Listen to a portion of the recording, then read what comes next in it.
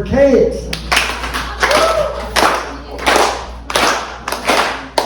All right.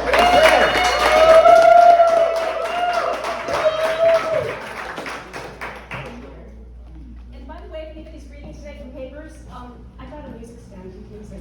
Thank you, Kate. So when I was 7, my father brought out his freshman year high school yearbook. And we were flipping through the pages, and at first I was like marveling at pictures of my father and my uncles as young men. But as we were like going through it, it's like looking at the fashions. And I was looking at the young men in suits, the people with everyone with pointy glasses, and the women with bouffants and beehives. And I was like marveling at the beehives, like how big they were. They were like huge, and these women looked very proud of like look, this is my beehive. And like my father and I were giggling because of course this was the 1980s, so beehives and bouffants were well out of style. And I remember thinking to myself, I am never going to fall for silly trends. Little did I know, about probably a couple years later, when in my high school class, we all looked at each other and said, hold our Aquanet. Now, I don't know what started the big hair trend of the 80s. Was it John Bon Jovi singing Runaway with his like wavy locks?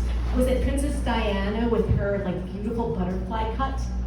I think it was actually Farrah Fawcett. Now, if you don't know, Farrah Fawcett was a model and an actress. She was in the first season of Charlie's Angels. She was later in movies like The Burning Bed and The Apostle. But she's very famous for a poster. And I'm sure there's some men in here who know this poster. She's wearing like a little red bathing suit. She's got California blonde hair, it's long, loose curls, they're going over her shoulder. And she's looking at the camera. And if you look at the picture, she's got a nipple poking through the fabric of her bathing suit. And you're wondering, is she aroused or is she just cold? And if you look at the picture, the way that she looks at the camera, she's looking at you. And it's as if she's saying, you know what I love about you? You are so handsome, funny, smart. Insert the adjective that you want here. And you know what? That's what I love about you. And I think a lot of people wanted her, and a lot of people wanted to be like her. And the easiest way to be like her was to go to the hairdresser and get your hair like her. Now here's what you did. You got a perm, loose curl perm. You let it set for a couple of days, and then you washed it. You got in the shower, you flipped your hair upside down. You ran your hands through your hair. You got some mousse. You squirted mousse in your hair. Put your hands together. You put the mousse through your hair, going from the roots all the way out to the end. You scrunch the ends. And of course, your hair's upside down, so you take the hair dryer and you blow dry it, so you've got all that volume drying with the mousse. You flip your hair back over. You kind of like style it in a way. But then what you do is you take the edge of your hair and you spray some hairspray. You probably just pull it out about a centimeter. You do it on one side, you do it the other, and you do it with bangs. And voila, you have Farrah Fawcett hair. Now the thing about Farrah Fawcett hair is that it took on a life of its own. So young women my age saw this hair, and you know, if 1 inch is good with a little bit of hairspray, 3 inches is good. And it wasn't just one side, it was both sides and the bangs. So you had this big poofy hair. There's one girl in my high school, these were amazing hairdos. I had one girl who, she didn't even get the perm, she cut her hair so her face her hair around her face was all the same length. She made this halo of white blonde hair that's perfectly round around her head. There's another girl who had, her hair went up 5 inches, and then it went over and curled into elaborate curls going down to her shoulder. These were marvels of Aquanet and Deb Gel and VO5 Alberto Mousse. And as much as I wanted my hair to look like this, I could not get it to happen.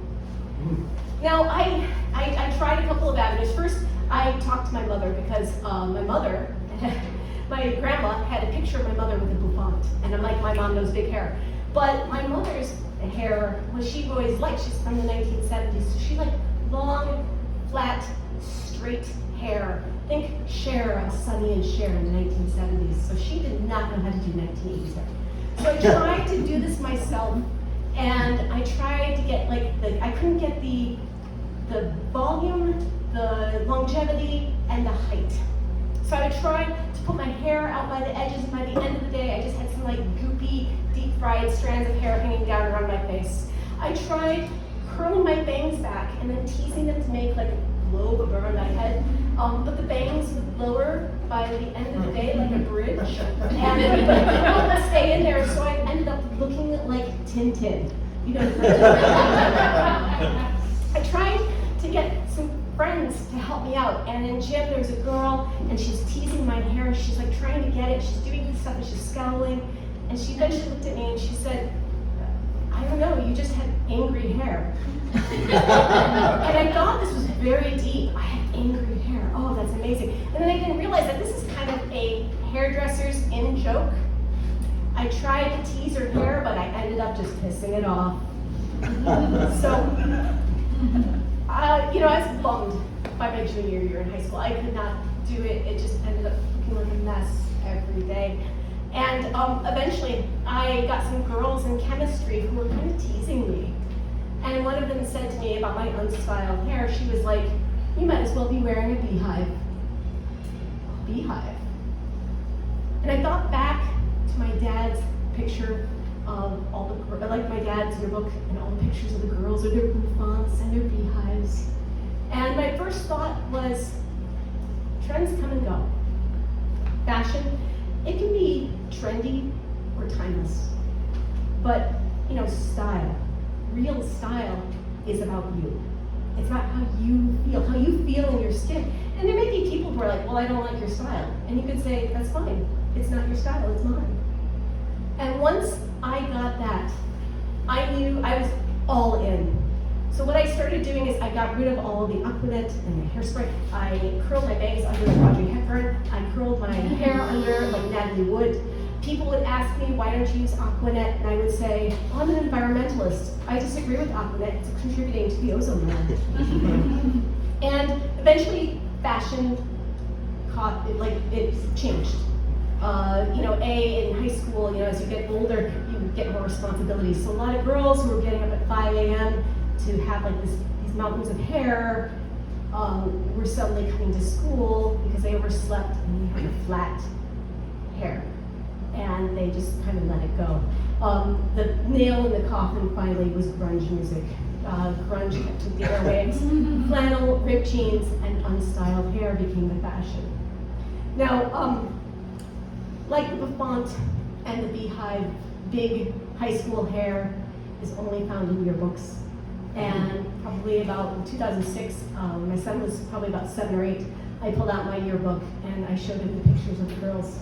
And he's like flipping through it and he's like, "Did you do this to your hair?" And I said, "You know what, honey, I tried. I really did. But I couldn't do it, so I had to make my own style." And my son said, Good. And I gotta tell you, I have to agree with him. Thank you.